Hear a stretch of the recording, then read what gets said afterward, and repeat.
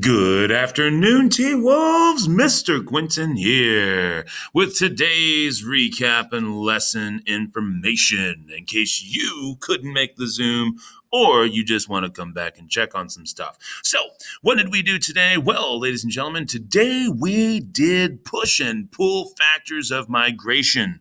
Yes, basically, we're looking at those geographic factors that would cause people to move. That's why populations end up becoming more and more dense or less dense as they distribute themselves around the world. They can be physical in nature, they can be human in nature. Remember, when we look at our physical geographic features, we're thinking generally naturally occurring things that for all intents and purposes to us have always been there. Things like mountains, maybe lakes, rivers, streams, those canyons, all of those kinds of features, river deltas, isthmuses, bays, things of that nature that you can determine are clearly there by nature or that have always been there for at least in terms of how we think.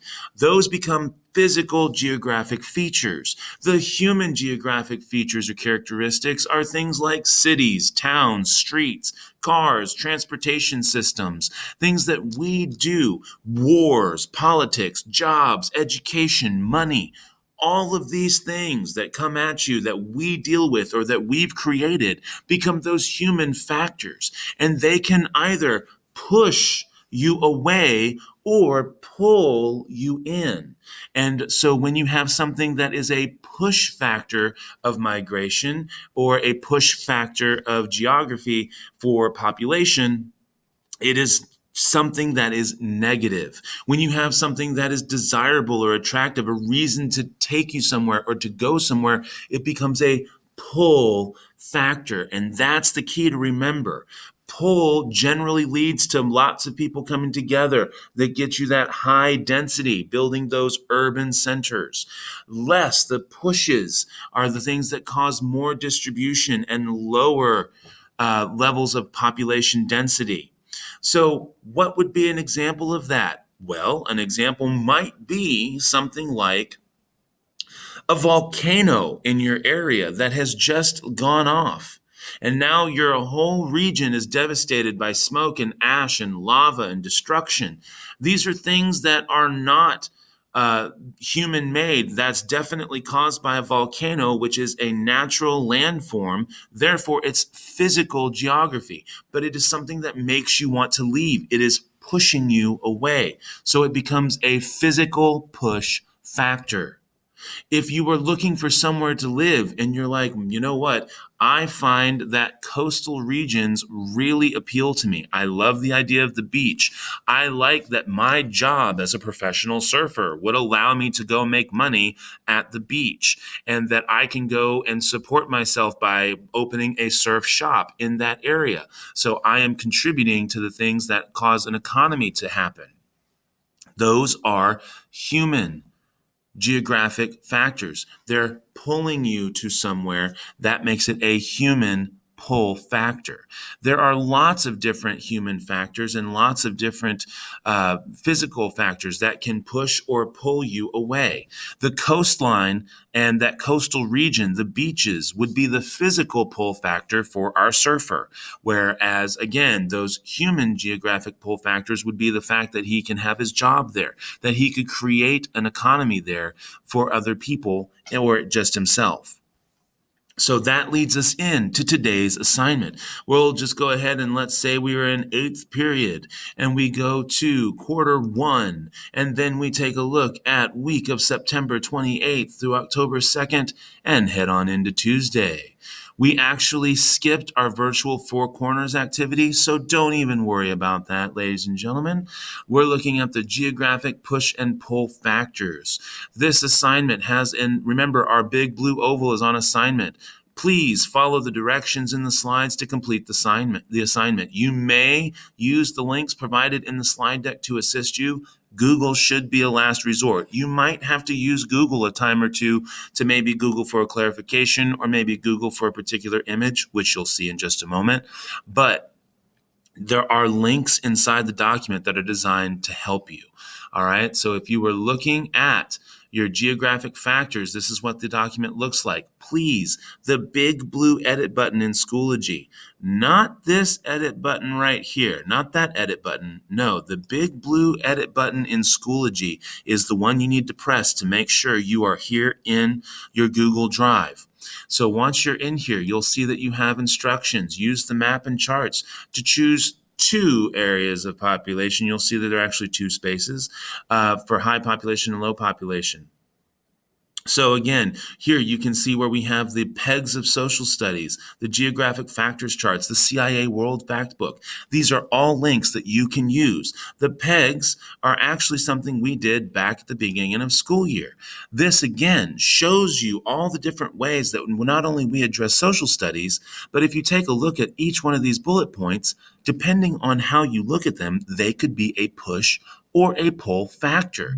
Wars and conflicts generally are going to be a push factor, things that drive people away or would keep someone away.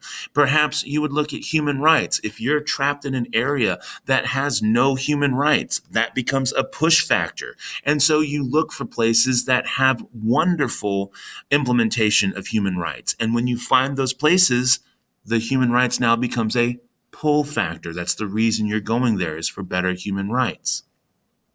You can again look for things like jobs, labor, industries, agriculture, banking. Those kinds of systems of economies can be push and pull factors. Same with location, region, with climates. Certain climates are not hospitable to humans. That might become a push factor, where other climates are pull factors because they're desirable and you want to be there. Then you have social ones as well. Don't forget customs, celebrations, traditions, religions, art, education. All of those things might make one place desirable and create high population density, where you then have pull factors leading to that.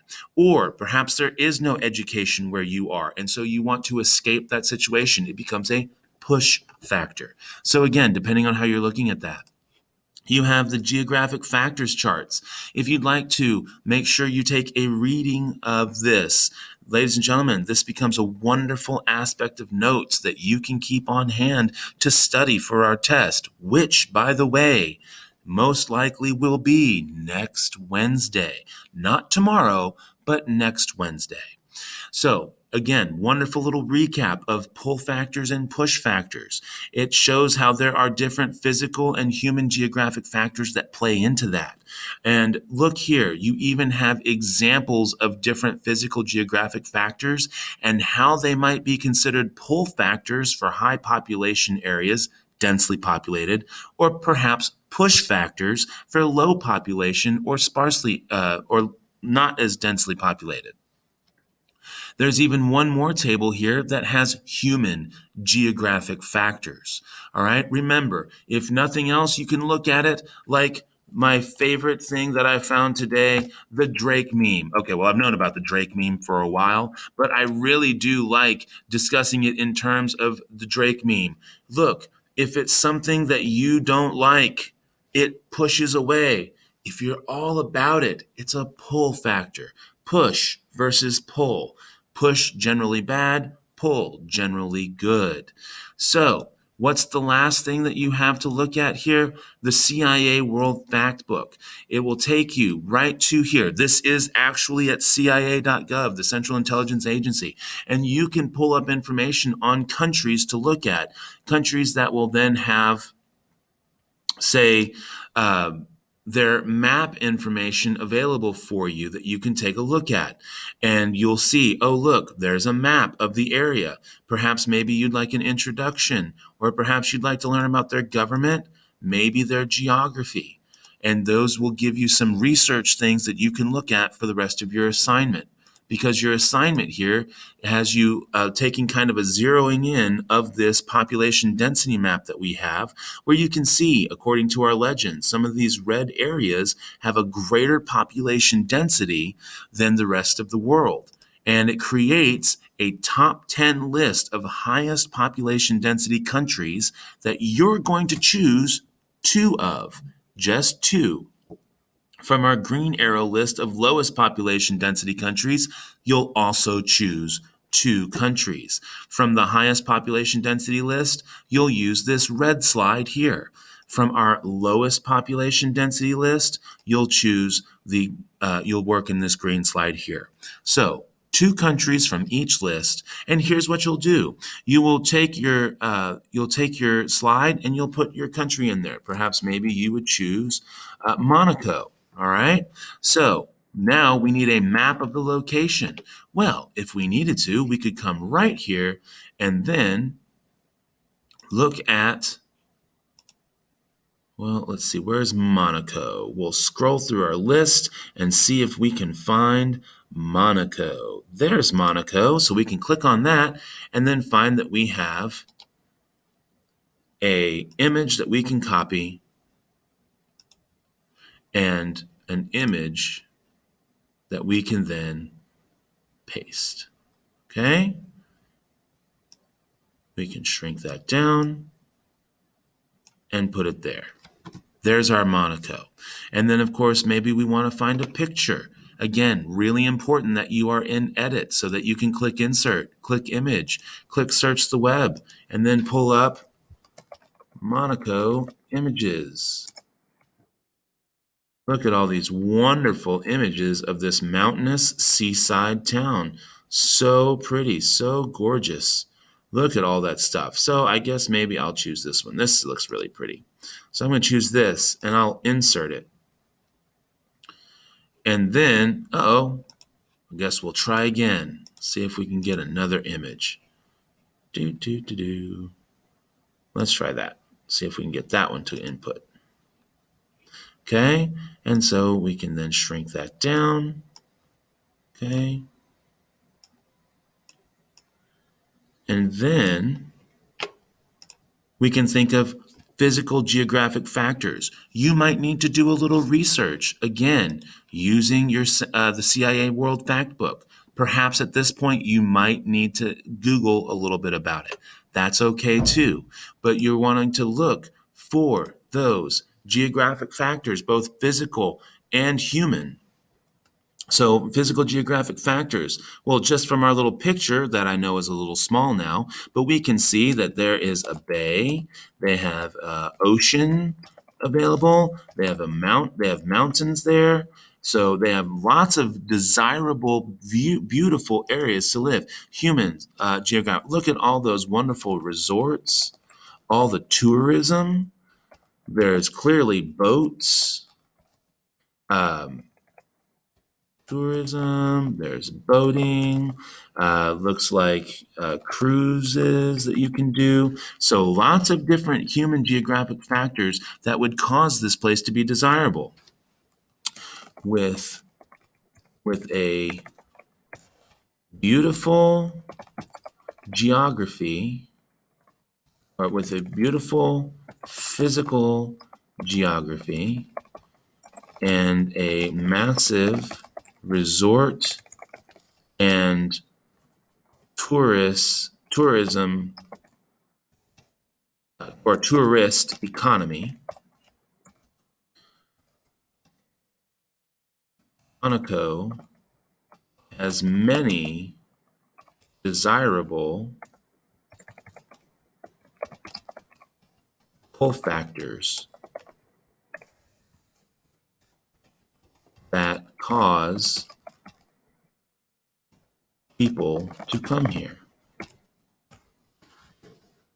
And that's all you have to do, ladies and gentlemen. You'll see that with high population density areas, these factors will become pull factors. Here, in the low population density, you'll find that they'll become push factors. And so you'll explain why people may not live there. And that's all you have to do, ladies and gentlemen. If you have any questions, as always, make sure you come over and talk to me here by sending a note in Schoology. You can always send an email as well. And I hope you have an absolutely amazing and wonderful, wonderful day. Mr. Quinton, out.